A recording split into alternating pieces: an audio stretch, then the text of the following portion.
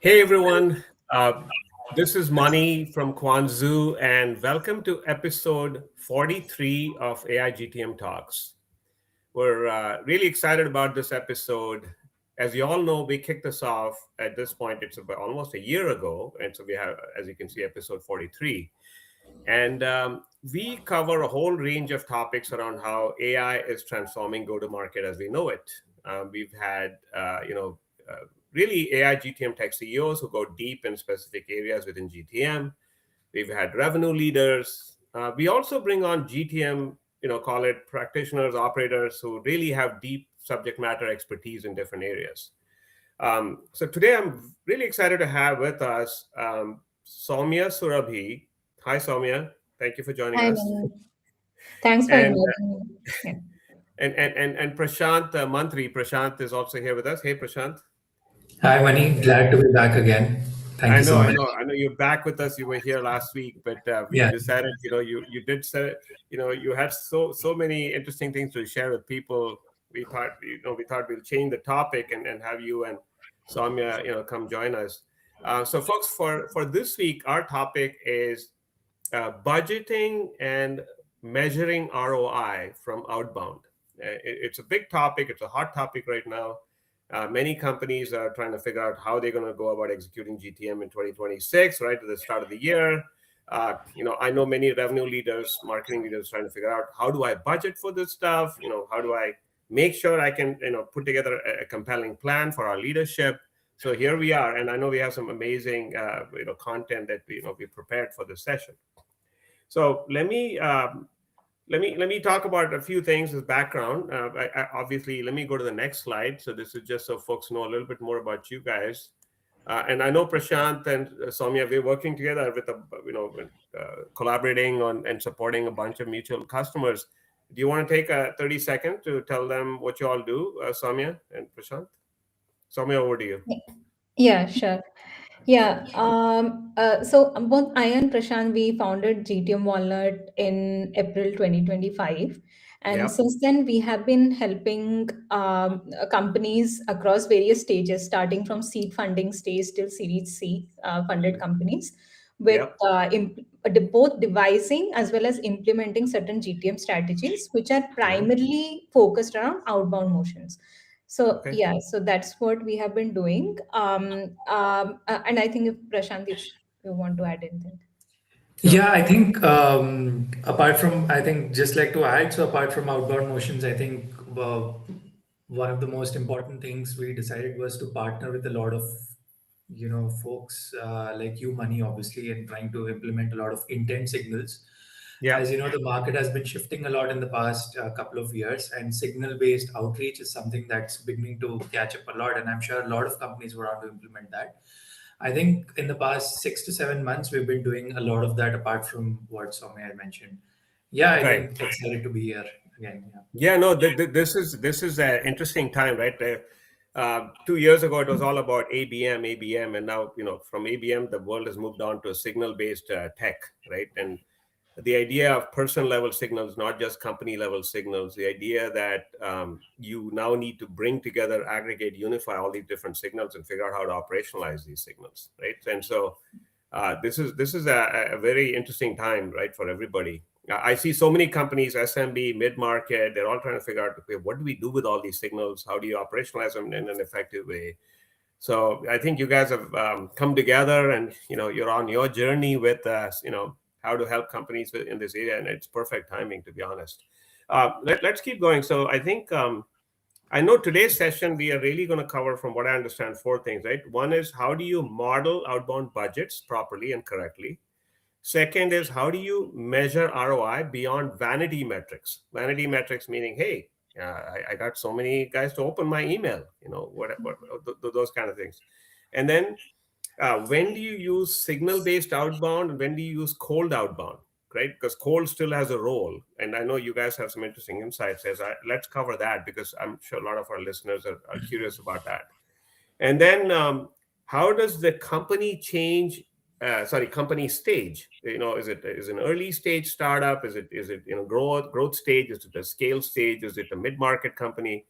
how does the stage of the business, and then how does the ACV of the technology, the product, the sales motion, the GTM motion, how do all those things change the way you do, outbound? And so I think we have a host of interesting topics. So let me go ahead and put up the next slide, and I'm sure we'll kick off the discussion around this one.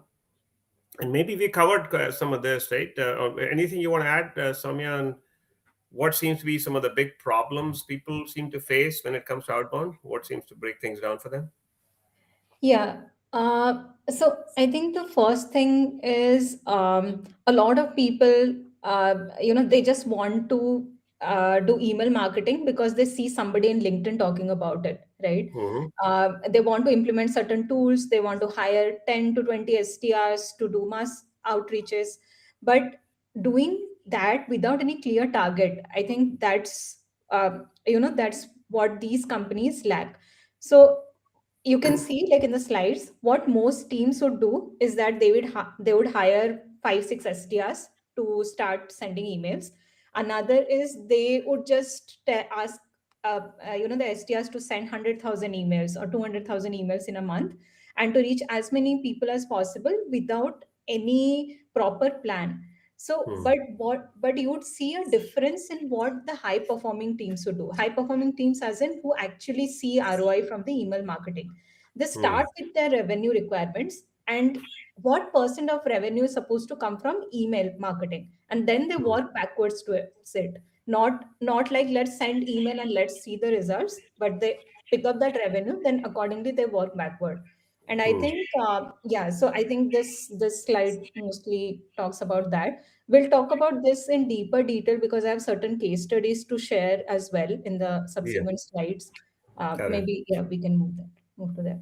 Yeah. No, makes sense. So I guess you're calling out some of the fundamental problems with outbound, and the way companies and teams and outbound teams tend to approach it. To your point, I think what I'm seeing important is start with your ARR/revenue goal first, work backwards, right, into all the key metrics. So let's keep going. I think Prashant, I'm sure you have more to add on this.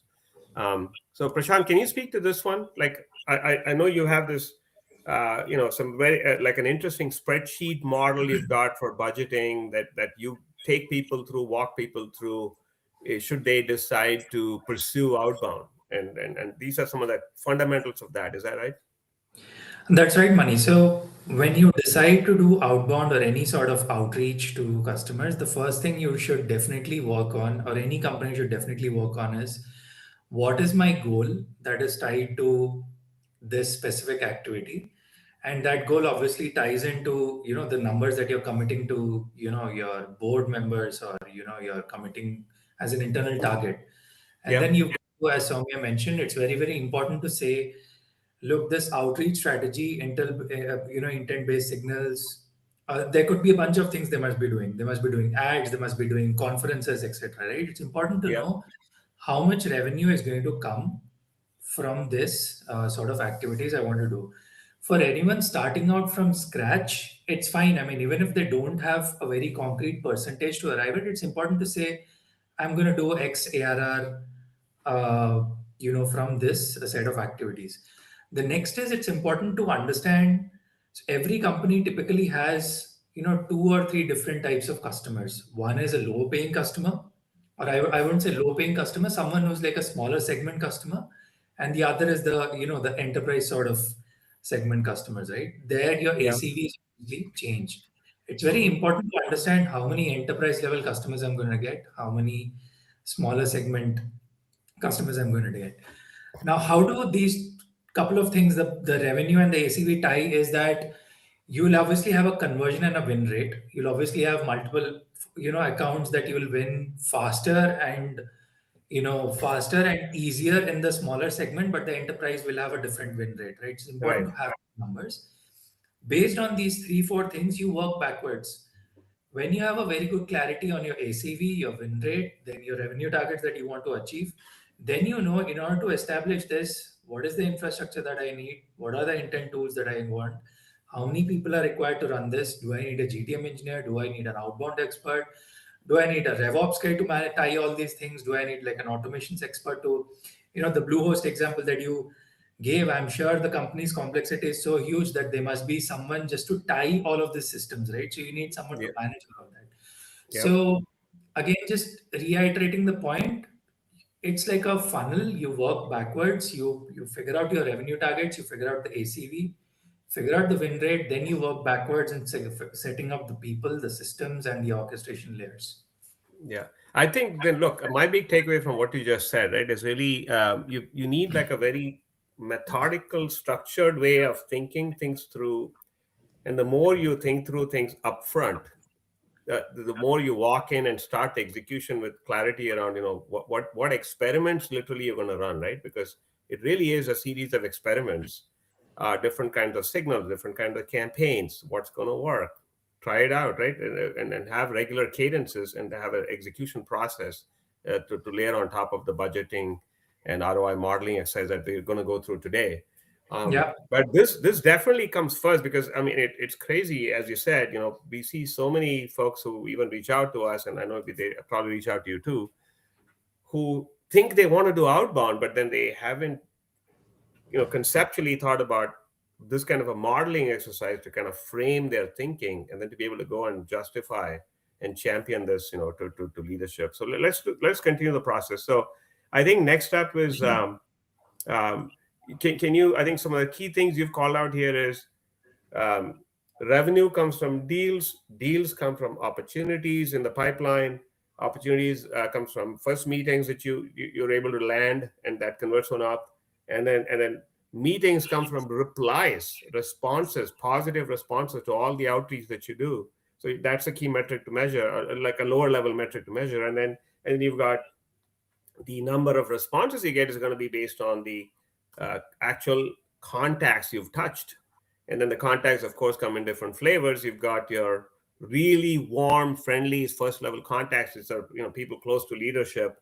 And then you have your kind of slightly next tier contacts. So there's a tiering of contacts and so on. So let's keep going. I think I'm sure we can get into more here. So this is what I think you're calling, Prashant. Maybe Soumya, you can speak to this, the whole reverse engineering approach, right? You need to engineer back from target revenue. That's what I'm seeing here. Yeah. Uh, like we discussed in the beginning, right? Like we Yeah. decide the revenue. Right. Uh, what sort of what's the number? Like what's the expected revenue we would generate from Yeah. the email marketing? Right. Then we walk backward. Yeah. How many deals would enter the pipeline? How many opportunities will be needed? How many Yeah. meetings will be required? And then we decide, okay, these many contacts would be reached in a particular month, and this is the number of emails we would send. This is a Correct. budget modeler. Prashant would walk you through this. He has something prepared for this. Correct. I think, what, Prashant, from what I've seen, the previous step is reasonably high level. A lot of marketers seem to know it quite well. They are very comfortable with it. Yeah.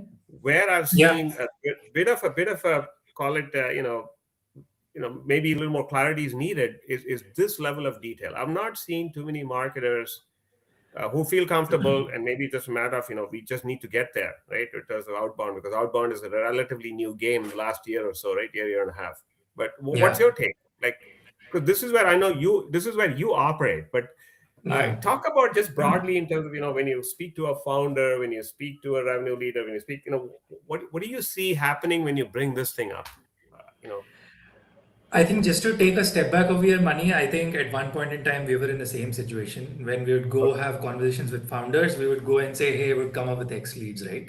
But right. to be honest, it's a learning curve. You go through an experience, you go through a period where once you've done all of this, you're connecting the dots and you're saying that, okay, when I'm working with a founder, in order to achieve X revenue, these are the steps I literally follow, right? Hmm. And at a broad level, in order to break that down, it is a matter of three or four things. I know there are a lot of numbers over here on the screen. It might seem a little daunting, but just to break it down in a simpler manner, when we look at, so tracking back, we said in order to achieve X number of meetings, then we go a level deeper and say how many leads do we need to contact, right?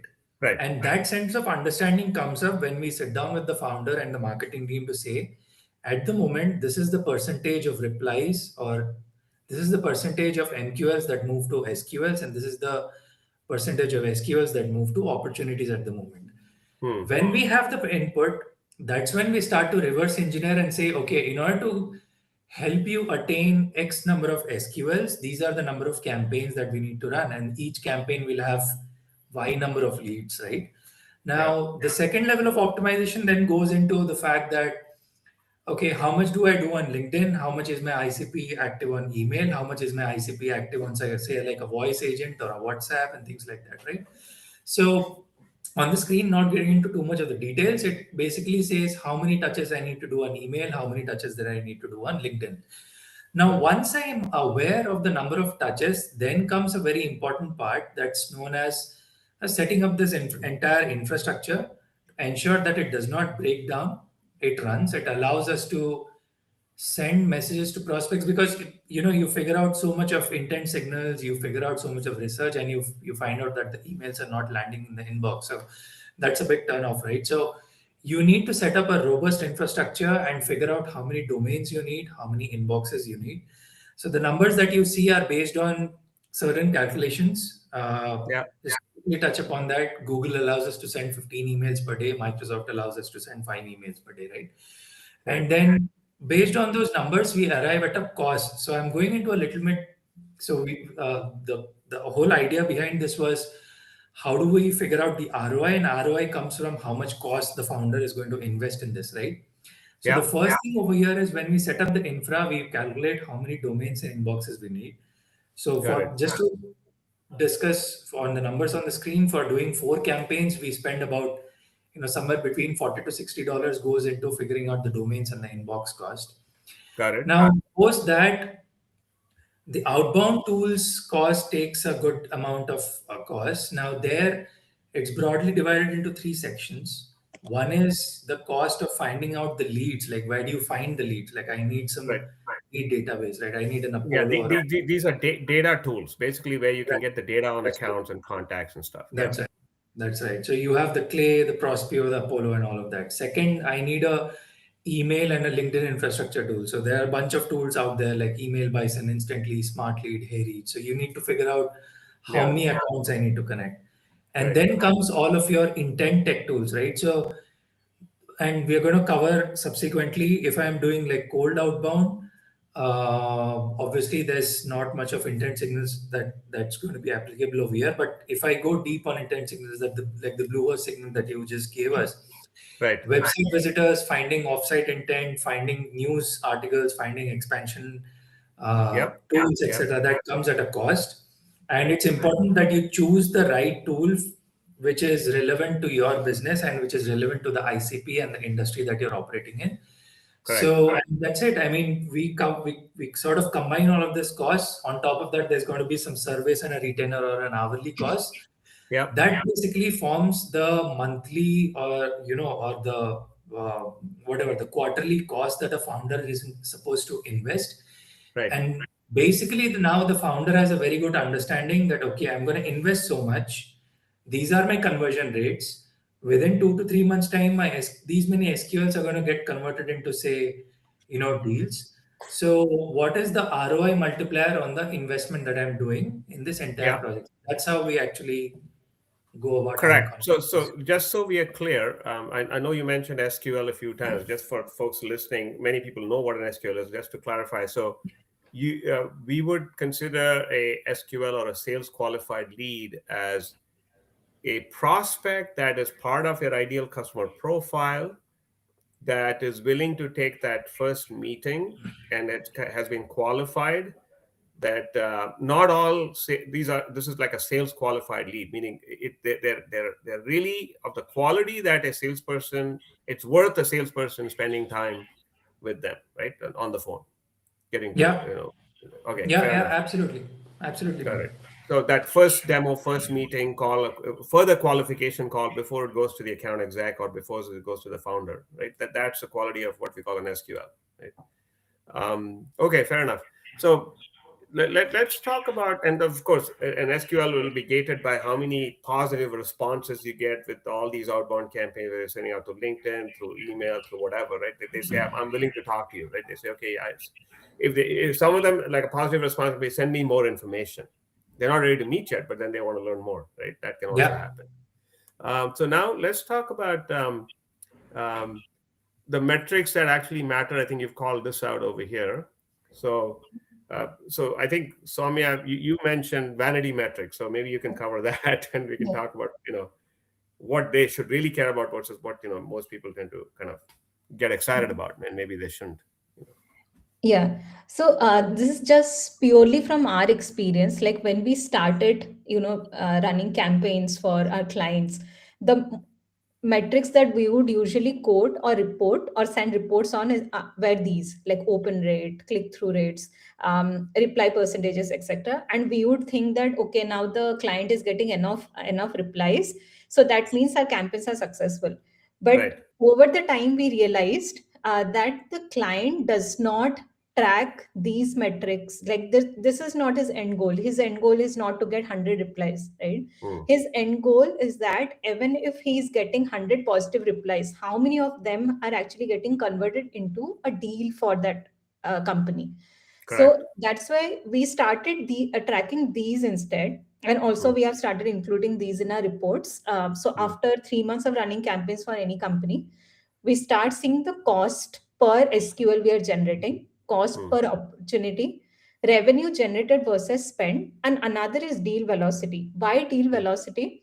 Is because we also get measured against the leads that are being generated via ads, like Google ads, Meta ads, right?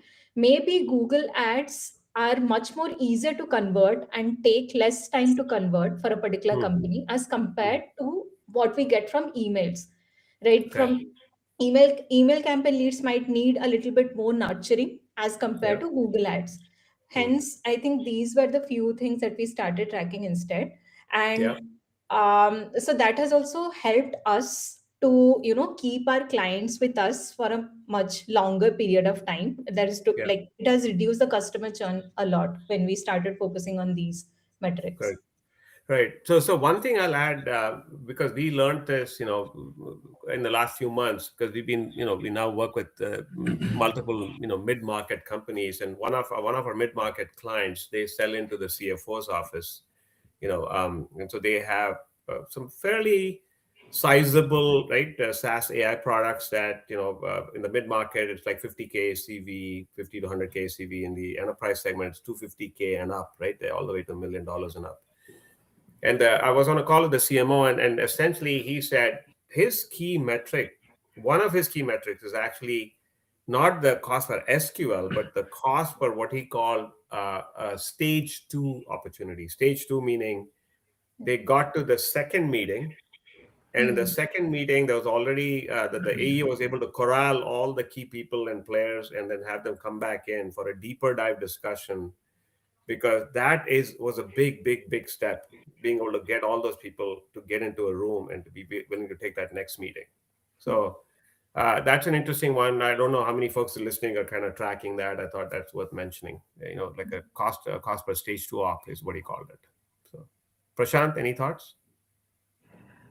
No, it makes sense. So, in a way, and just getting a sense of it. So, basically, they are filtering out leads and only getting or considering those that are like sort of pre-qualified and where Yeah. they think there's a higher chance of conversion, right? We sort of work with companies who actually do that. A lot of pre-qualification happens, and only then they want to get them into the pipeline with higher Right. chance Right. of conversion. Yeah. Yeah. Prashant, I mean, let's talk about now that you've got all these key metrics, and I know you have that spreadsheet modeler. So let's say somebody listening in, I'm sure folks, by the way, we have this amazing modeler that Prashant has built, and I'm sure you'd be fine that we can set up a time with anybody who's interested. We can help them kind of flesh out their model, right, for how they should be going about doing outbound. So, welcome to reach out to us, folks. We'll be happy to walk you through that, share the modeler back with you once we got a little bit customized to your use case. Um, I think that's one topic I want to mention. So the modeler that you showed, it I've seen you typically lay it out for at least 6 months. Yeah, You recommend yeah. at least a 6 month Six plan. months, yeah. Yeah. Yeah. And because that, what can you talk about, many customers think that they want to do like a 3 month POC. Can you talk about the 3 month, 6 month, why 6 months is probably maybe a better kind of way to think about it versus three? What's your take on that? I think the it depends on the sort of company that we are working with. If a Okay. company is pretty clear on what sort of messaging is working for them and what sort of signals have been working for them, and they're asking us to come in and just scale that because their existing SDRs are not able to do that manually. Right. The 3 month thing makes sense because there's a proof of value over there. There's a, how would I put it? There's a success story already existing and we just need to scale it, right? And then three Right. months, we'll definitely use automation to solve that. I Okay. think 6 months comes into the picture where the company is sort of in a product market fit and trying to make that transition. It requires us at least 1 month to 45 days to at least understand what sort of signals are going to work for them, right? Okay. And then obviously in a 3 month period, if you exclude all the weekends and the holidays, it essentially gives us just 60 days to kind of perform and do something for them, right? Right. So I think in our minds, we've sort of put it into two buckets. 6 months for companies that are in, really early stage, Yeah. need some time collaboratively work with them and find a solution. Companies Got it. already having a great, outbound motion or a marketing team and they wanted to automate, 3 months is fine. And we usually do well and then we extend it beyond the 3 month period over there. Right. Right. So I think now we should probably start the discussion around. Um, you probably just got us going on this track, right? Which is Yeah. what what is the choices between signal based outbound versus cold outbound, and where should you kind of put more effort, energy, depending on the company stage and the ACV of the product or technology or solution. And I think you had some thoughts on that on seed to early or Series A. Go ahead, Prashant. Please elaborate. Versus Series A B versus Series B plus. And how how how people should be thinking about it. Um, I think what we've, and this is based on experience that we have seen, right? In the Yeah. beginning, the company in a seed, pre-seed, or a series A stage, the company is trying to learn and validate its own business model in a way, Correct. right? What they're also trying to do is, and in certain cases, we've also seen that we are working with a company, we've done some outreach, bunch of people say, hey, we need this new product, and that new product has been built, right? Yeah. So that sort of learning and validation happens. So the important point is that you need to set up a system that is allowing you to fail fast so that you can learn and iterate your model, your Hmm. GTM motion as soon as possible. So in the beginning, intent signals, etc., will work, but you've got to be really sharp. You've got to probably figure out what your competitors are doing. If you don't have any idea, you've got to start a cold outbound motion and try to understand what ICPs are responding, what messaging is working. As you go beyond the Series A stage, you're pretty clear that these are the signals, these are the specific 2 to 3 signals that are helping me find customers. That's Hmm. when the company should start investing heavily on intent based tools so that your outreach then is much more sharper because at that stage doing mass outbound or rather sorry to use the word cold outbound you would have to spend a lot because at series A you're probably thinking of doing 200,000, 300,000 prospects. Yeah. It's probably not that sustainable. At that scale you'd probably want to shift to signal based outbound because you know what sort of signals exist, your conversion rate will be higher, your sales teams are much more confident. So I think there's a shift that happens between the Series A to Series B stage. Got Soumya, it. I think would you like to add anything over there? Yeah. Yeah, I think that being said, those are definitely like the best practices that we would implement for, like for a Series A company or Series B company or seed funded. But still, we have seen even at seed and Series A stages, right? Like very specific intent signals, like offsite intent, or it can be certain activities like funding, uh, uh, fundraising news or something related to hiring, that can also be a good intent signal. I think we have implemented Kwanzu for that for a lot of companies, even at a very early stage, right? Right. Even at Series A. And also, I think I have mentioned here that the ACV should be high for a signal based campaign to work. But we have seen that work even for companies where the ACV is relatively on a lower side, around $15,000, $10,000 as well, where the market is, like when like Prashant also mentioned, right?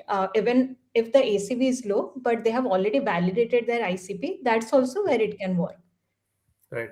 Yeah, yeah. So I think you're right. When there's enough scale and Yeah. enough prospects are being reached and touched, at least in, it's a business selling to an SMB audience and it's a lower ACV product, but then they have, 100,000 plus visitors coming to the site every month. You can Yeah. be lower ACV, but the signals are very valuable. Versus to your point, on the other side, when you go to an early stage business still validating their business model, their ICP, and so on, they don't have enough inbound audience. Inbound marketing hasn't kicked in yet. They don't have enough traffic. Then again, they are able to utilize not the website signals because they don't have enough website traffic, but they can use some of the other signals. Yeah. Social monitoring is one actually we are quite excited about, right? Because they're Yeah. literally about to launch our social monitoring component so that they can understand people talking about topics that they care about on certain social media channels, right? Yeah. So it's another kind of type of signal. So let's then go on and chat about you know I'll take us to the next discussion area here. I think we already covered this, Prashant and Soumya. So I'm gonna keep moving. Uh, so can you talk about this? You've called out some really interesting examples Yeah. of signal based outbound versus cold outbound. What tends to work in certain kind of companies, businesses? Prashant, over to you. Okay. Sure. Yeah. Yeah. Samya, go ahead. Yeah, I can take you through this particular slide. So these are like real case studies for one vertical SaaS company and for one horizontal SaaS. So in vertical SaaS company, we saw that the signal first outbound has worked well for them. Like Mhm. they were just targeting financial services and pharma, Mhm. and in that particular segment, as we all know, like financial services and pharma industry is very, very difficult to break through because they have a lot of regulation, security, compliance that we need to do. Hence, we focused more on the signal based outbound here along with ABM. Like we were also discussing about like how ABM used to be prevalent in the earlier stage, in like 2 to 3 years back. Now Right. it is, so we combined ABM and signal, and we hit those like contacts with very targeting messaging using all channels. We used email, we used LinkedIn, we also used direct mail for a few we met at events, or Right. maybe somebody at a very later stage in the deal. Then another, like the result here, like we received around like 360 plus marketing qualified leads over a period of 12 months. But Hmm. for the horizontal SaaS, where it's industry agnostic, the contact base that we had to reach out to in a particular time frame was really huge for us. Hence, we focused on very high volume outbound here. We Got started it. sending 50,000 emails per month, and Hmm. eventually we scaled to 100,000 to 200,000 emails per month. And that Wow. also worked for them, like for this particular company. And we were able to generate around 6 million plus pipeline here. Got it. Got it. So that's interesting. So you're right. I mean, literally, I feel like, every customer, every company that we talk to is so unique, isn't it, Prashant? I mean, Yeah. I find that it's almost like you got to go in and have a very open discussion with the leadership and their goals and then try to understand what their goals are and then from there help them map out which way they should go. And I know you and I've been talking about, right, separating out the notion of outbound GTM like an advisory, Yeah.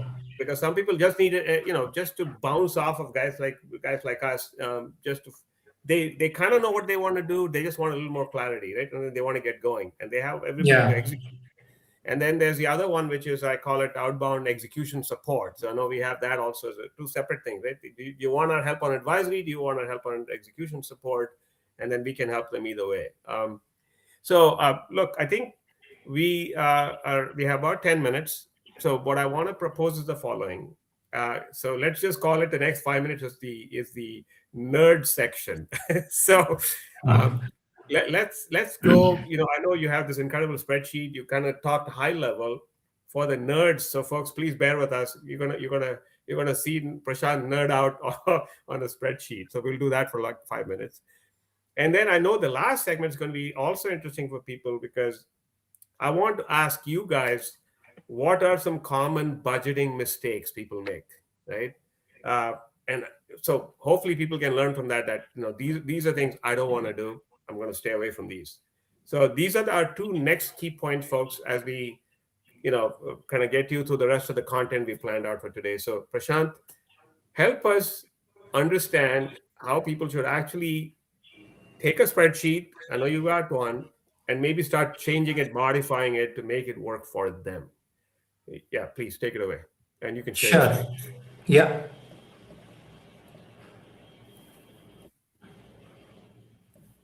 I hope my screen's visible. If you can confirm, Money.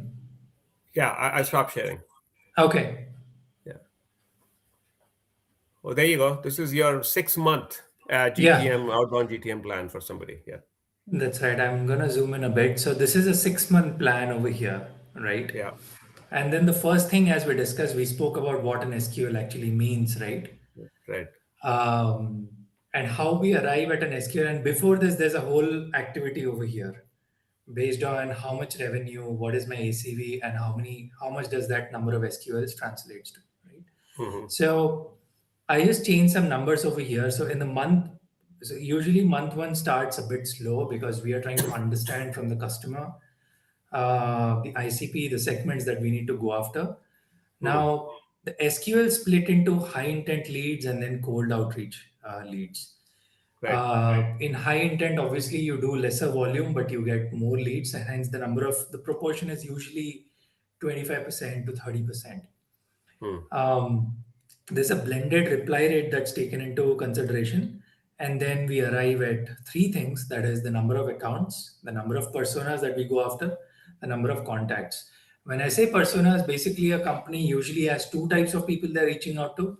It could be, say, a VP of sales. It could be, a lower designation person somewhere around the director, senior managers. That's why we consider 2 to 3 personas, and we arrive at the number of contacts that we need. Now, Right. from here to here is basically, just shelling out of, if I need to reach out to these many contacts, how many campaigns would I need? How many contacts am I going to put into the campaign? How many email touches do I need to do? How many LinkedIn touches that I need to do? Usually, we do a 5 touch sequence where we do 3 touches on email and 2 touches on LinkedIn, and that gives us a number on how many, so basically these two numbers are what is the capacity that we need to build for sending out emails and sending LinkedIn DMs. Yeah. Now there's a So math over here. Yeah. Prashant, before you go further, I'm going to ask some clarifying questions, because I'm sure people will be wondering about some of this stuff. Yeah. Um, as an example, let's take personas. Yeah. Personas, for example, I've seen some companies might say, for if I'm going after an SMB audience, I need to have one persona be the business owner, or right, or the head of operations, and the other person might be somebody, as you said, who's more in an IT function. So one is a business versus IT. If you go into some other kind of to your point, if I'm going into the CFO's office, I might go after the C-level leader, and then I might go after the director, who might be the person actually executing on using that software that you're trying to sell to the C-level leader, right? um, then as you go scale up to certain other kinds of companies, I'm sure we've seen this, right? Which is, you may even have two different products or solutions. So literally this exercise you may need to do by product line, Yeah. because you will have one set of campaigns going for product line A, line of business A, division A, another set of campaigns for division B. This exercise would then need to be replicated or cloned, right, for A versus B. So, Yes, go ahead, Prashant. 100%. Yeah. 100% for different products, we'll have to clone this. Right. And then the Yeah. other thing is I did want you to comment on the call it the 5 touch sequence, because I've also seen, for example, 11 touch sequence, right? So they say, I want to send out 4 emails, I want to send out, 3 LinkedIn messages, and I want to send out another 3 or 4, phone touches along the way Yeah. in a 30-day cycle. Yeah. Yeah. Thoughts on that? Yeah. Yes, absolutely. People combine WhatsApp, people combine phone. The thing to, the way to think about that is that every sequence and, between every contact that you make, it's good to Yeah. have a gap of about 3 to 4 days. So if Right. you're doing email, you're doing LinkedIn, you're doing phone, you're doing WhatsApp, 4 channels multiplied by at least three gives us a 12 touch sequence, right? It would be, I mean, it's advisable not to stuff all of it in a month. Yeah. Spread it out across 3 to 4 days, meaning 12 into 3 or 4 gives you a time period of at least 35 to 40 days. So a 40 days, sequence. 40, that's 40 business days, working days. Yeah. Business days, yes, 40 business days. Once the sequence stops, give it a cooling period of about 1 month. You start again. So Hmm. basically, leads touched in month one, we would sort of reach out to them maybe on month three and month four again. But the Yeah. idea is every channel that you add and every new touch that you add, you need to give us gap of about 3 to 4 days. Got it. Got it. All right. Keep going, Prashant. Let's go to the bottom part, because that's also important Yeah. for people to understand. Yeah. Yes, and then the math works like this. So based on the number of emails and the touches, we work on how many, the domains, the inboxes, the outbound tools cost that we want. As I mentioned, the outbound tools cost is dependent on 3 to 4 things. One is where do you find the leads from? What infrastructure have you set for sending out the emails and the Right. messages on LinkedIn? And what sort of technology are you implementing to find your website, your offsite intent, like the Right. Kwanzu and a bunch of other tools that we've implemented earlier? Right. And when you combine all of that, you arrive at a total cost. Total Let's cost. say a Hmm. company is operating at a $10,000 ACV, right? Hmm. It's important to understand in how many months you're going to break even and how much is going to be a cost per deal. Over here, I've not added the operations retainer or the cost of the GTM engineer or the people who will be running the services. Yeah. But basically, what this ACV and the net PNL tells you is if I'm investing X, money into this project of, setting up a GTM motion, in Yeah. how many months I'm going to break even, and then how from which month I'm going to go into a positive PNL Got just it. through this activity. Yeah. No, makes sense. And just to clarify on that domains and inboxes, just so people know, this is so Yeah. you protect the main domain, primary domain. You don't want to be emailing people out from there in case of reputational damage, right, to the domain. So you have secondary domains, right? So if you're Acme Corp, then you say, go Acme Corp or join Acme Corp, or come up with some other variations on the domain name, and then have Yes. mailboxes type thing. Yeah, Yes, got it. absolutely. Always to protect the primary domain, use secondary domain names. Primary Got it. domain has a lot of traffic. You have your email IDs linked to it. You wouldn't Got it. want to sort of, have that impacted. So thank you for walking us through it. I know we covered it as quickly as we can. Maybe went a Yeah. little bit, more than 5 minutes. But let's do the Yeah. wrap up now, because I really think we should get there. Yeah. Please talk about. Yeah, go ahead. Soumya, over to you. Common budgeting mistakes. It's a rapid fire 3 minutes. So as we wrap up, so go ahead, Rabia. Maybe even 2 minutes. Yeah, what are the mistakes you've seen people make? Yeah, first is hiring, a bunch of SDRs without, budgeting their cost and how it would Yeah, affect. Second would be getting all the tools that they see on LinkedIn, or like that they would have probably heard of mm, from somebody else and would want to implement in their company without mm. considering their ACV, You okay? right? I think Mm. that would be another point. Yeah, I think I talked about ACV as well. Another is, have they validated their ICP? Are they completely sure of their ICP or not? Yeah, Right. And then they can move to doing cold outbound at scale. And Got also it. maybe start implementing signal based tools, because those are relatively costlier tools that that we Good. would implement. Yep. Yeah, I think these are the few mistakes. Prashant, do you have anything else in your mind? Yeah, I think a couple of more things come to my mind. One is obviously different stages of the company need to treat their GTM motions in different manner. An Yeah. enterprise company will have a different timeline of output versus a smaller or a seed stage company. And then Correct. the last thing is everything that we've discussed, money over here, the ROI, the systems, even the last episode that we spoke about, right? Yeah. How do we build ICPs? It's good to think all of this in terms of systems and not just running one single campaign. And that's when you get good results. When you Hmm. start to think of it that I'm creating an orchestration layer, I'm creating a GTM system, instead Hmm. of just treating all of this as a single activity, like a single campaign, as a single, Got it. to-do list on a day-to-day basis. Yeah, so I think then that pretty much sums it up, folks, for today. So I'm gonna just put up, the final slide, just talking about how people can get in touch with all of us. So I know you guys are pretty active on LinkedIn. You put out some, I think, very interesting content, useful content. So how can people get in touch with you guys, Soumya and Prashant? That's pretty much it. LinkedIn and email.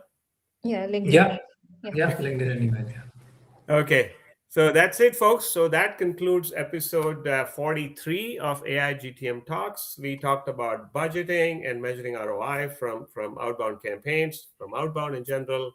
And hopefully that was useful. Thanks for joining us. Bye for now.